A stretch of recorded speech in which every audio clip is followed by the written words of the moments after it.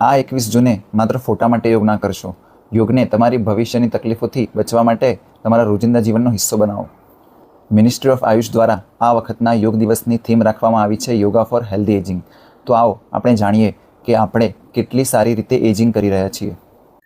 ભારતીય મહિલાઓમાં મેદસ્વીતા અને લાઇફસ્ટાઇલ સંબંધિત બીમારીઓ એક મહામારીનું રૂપ લઈ રહી છે. લેટેસ્ટ નેશનલ ફેમિલી હેલ્થ સર્વે 6 મુજબ ભારતમાં હવે આશરે 31% એટલે કે દર ત્રીજી મહિલા ઓવરવેટ અથવા મેદસ્વી છે. આ સાથે જ મહિલાઓમાં હાઈ બ્લડ શુગરનો દર પણ 13%થી ઉછળીને 17.8% થયો છે. સૌથી ચોંકાવનારી વાત એ છે કે ધ લેન્સેટ અને WHOના તાજેતરના રિપોર્ટ મુજબ 57.2% ભારતીય મહિલાઓ સંપૂર્ણપણે શારીરિક રીતે નિષ્ક્રિય છે, એટલે કે તે પૂરતી કસરત કે હલનચલન પણ કરતી નથી.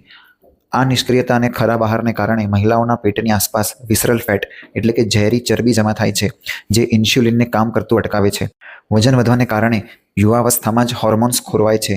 ICMRના ડેટા મુજબ આજે ભારતમાં 19.6 એટલે કે દર 5માંથી 1 યુવતી PCOS, જેનું નામ હવે PMOS થયું છે, એનાથી પીડાઈ રહી છે.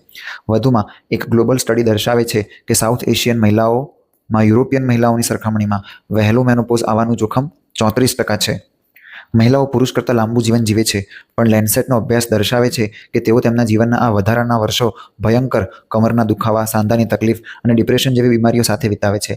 લાંબુ જીવવું એ પૂરતું નથી જો તે જીવન પીડાદાયક હોય.